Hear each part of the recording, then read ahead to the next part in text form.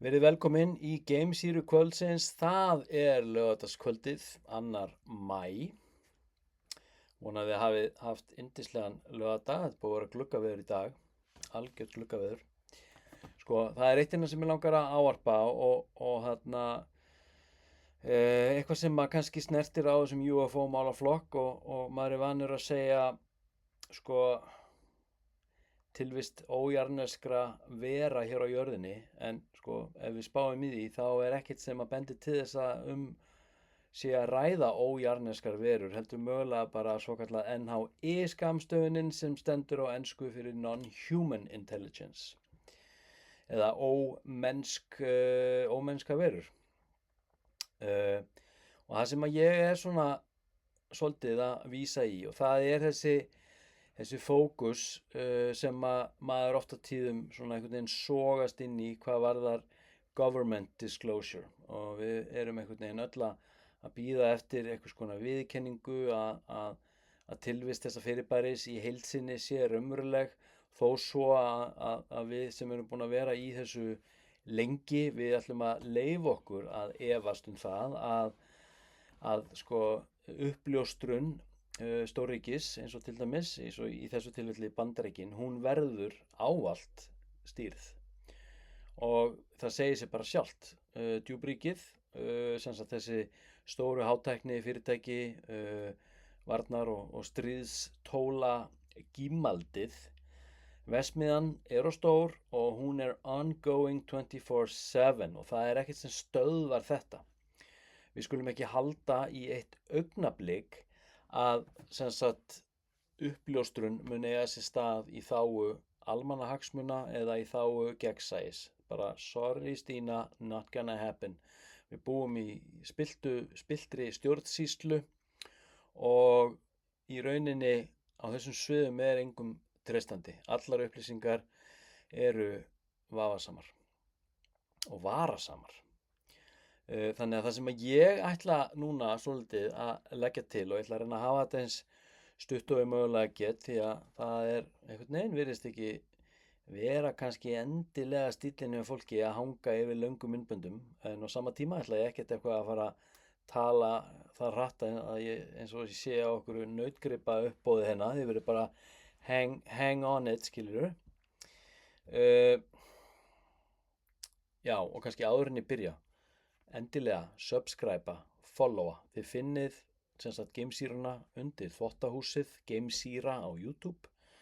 Þið finnið þetta á TikTok, followið, subscribeið þar, deilið sem við vinnum á vandamönnum.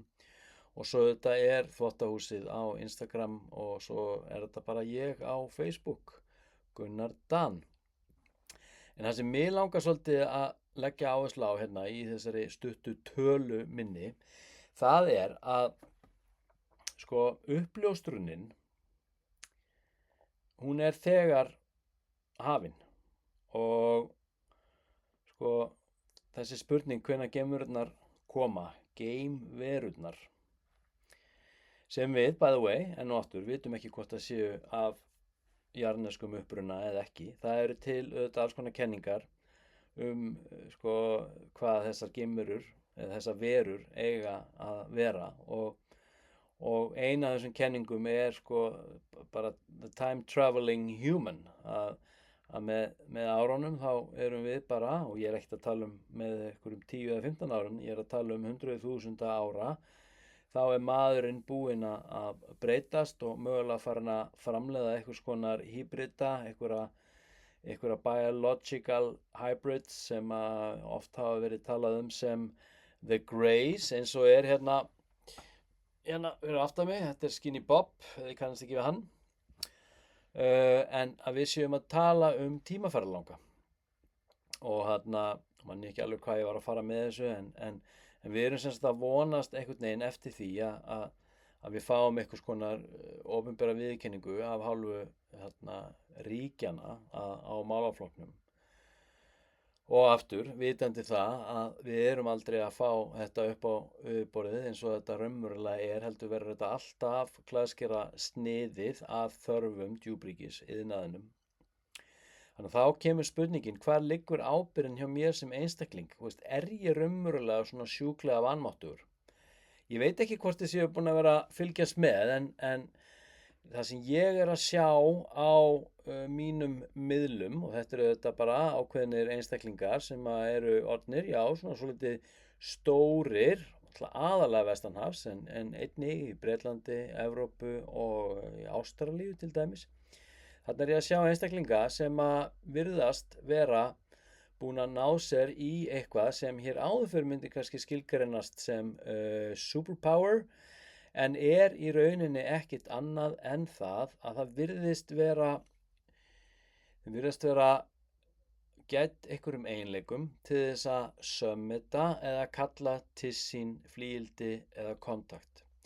Og þá aðallega í formi einhvers konar, já, ætla að leyfa mér að segja plasma-hnatta, plasma orbs, og það skal kannski tekið fram í bókinni minni, UFO 202, sem kemur út hérna í lok sumars. Þá er ég með tvo kafla sem eru tileinkaðir plasma og plasma orbs. Við erum að tala um einstaklinga sem eru búnir að átta sig á sinni eigin sjálfbærni og sem sagt andlegri og vitundarlegri, rannsóknarlegri, vísindalegri sjálfbærni, og þeir eru sjálfur farin að skapa þennan kontakt sem að svo framkallar vissu í huga og hjörtum þessara einstaklinga. Og ég er ekkert að tala um einstaklinga sem að standa eitthvað einir út á túni. Ég er að tala um einstaklinga, og kannski fínt að nefna í þessu samhengi hvað sem að fólk trúir honum eða ekki. Það er eiginlega svolítið erfitt að gera það ekki, en það er Chris Bledsoe sem að virðist vera sem sagt þessum eiginleikum getur að geta kallað til sín plasma orbs bara að vild, og alls ekkert bara einsamall, heldur bara umkringdur haugafólki, hundruðum. Það eru dæmi það, hann hefur verið með hundruðir manns með sér samankomin, og þau hafa kallað til sín þessa hnetti sem að við í rauninni vitum ekki hvað er. Hann ætla að tala um þetta sem sagt í fyrndinni. Þá er ég að tala um bara, við erum að tala um út frá testamentunum og í biblíunni, stjarnan yfir Betlehem og svo framvegis og fljúandi eldskildir og logandi stjörnur með óreglulega hreyfingar. Þetta hefur náttúrulega bara til í forsögulegu samhengi, en svo náttúrulega bara erum við komin til, já, í svona nútíma samhengi, þá erum við að tala um Foo Fighters sem að voru sem sagt ekki bara einhverjar sögusagnir, heldur ljósmyndaðir og skrásett tilfelli hjá Bandaríkjamönnum og Þjóðverjum á tímum seinni heimsstyrjaldarinnar, sem sagt plasmahnettir eða einhverjir ljóshnettir sem að virtust elta orrustuflugvélar á þeim tíma, og þetta var það algengt að þessu var gefið nafnið Foo Fighters. En það sem ég er að reyna að koma að er að við erum sem sagt ég er að horfa upp á einstaklinga sem eru búin að ná sér í sem sagt hæfnina til þess að koma þessum tengslum á sjálf, og fyrir vikið öðlastu þessa vissu, og allur efi tilvist þessa fyrirbæris eða þessa málaflokks, hann hverfur úr huga og hjörtum fólks. Þannig að það sem mig langar að gera hérna núna, rétt í lokin, það er að bjóða ykkur að aðeins að staldra við núna. Ef þið getið núna gefið ykkur 2 mínútur, setjist þið niður þar sem þið eruð, ekki skrolla áfram, setjist þið niður, lokið augunum, kyrrið andardráttinn, leggið þið athygli á andardráttinn, finnið þið fyrir hvernig þið sitjið í stólnum eða sófanum eða hvar sem það er sem þið eruð, finnið hvernig fæturnar á ykkur snertir jörðina,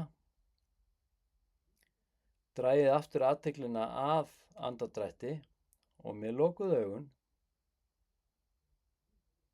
andið í gegnum nefið, út nefið, setjið athyglina á svæðið í kringum nasirnar, nefið, finnið loftið koma inn koma út, leið og athyglin ratar eitthvað annað sem mjög eðlilegt og skulum koma tilbaka aftur í andardráttinn, svæðið í kringum nasir.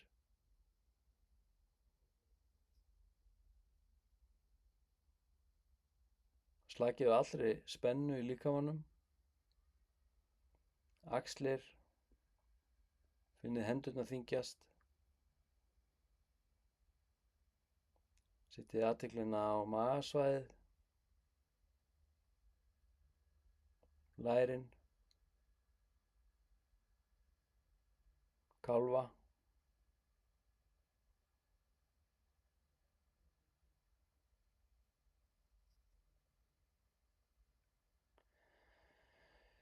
takið djúpan andardrátt út munninn, opniði augun núna rólega og spáið aðeins í því hvað ástandið er núna. Þetta er ástand þar sem að þið eru búin að hækka tíðni, í rauninni lækka tíðni niður í mögulega svokallað alfa ástand sem að er eitthvað staðar á bilinu 8 til 12 hertz.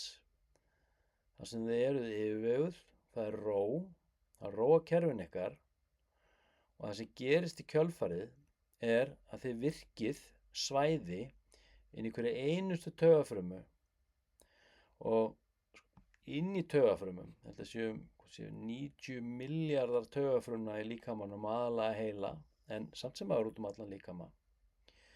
Inn í hverju einustu frumu eru svokallaðar örpíplur eða mikrotúbulus, allt frá því að vera 500 í hverri frumu upp í 20.000 og rannsóknir eru að sýna það í dag og það er þetta hefur komið fram í formi kenninga, ég skrifaði þetta líka í bókinni UFO 202, að þetta kemur fyrst fram sem kenning frá Dr. Penrose og Hameroff. Þetta eru 2 vísindamenn sem eru búin að vera að garfa í þessu. Annar er sem sagt, held ég, lífeðlisfræðingur og hinn er svæfingalæknir. Þeir vörpuðu þessu fram sem kenningar, sem ég er að fara að segja ykkur núna, en svo hefur þetta verið sannað af einhverjum japanskum prófessor í einhverjum tækniháskóla í Japan, að það er eitthvað skammtavirkni í þessum mikrotúbulus eða örpíplum í hverju einustu frumu.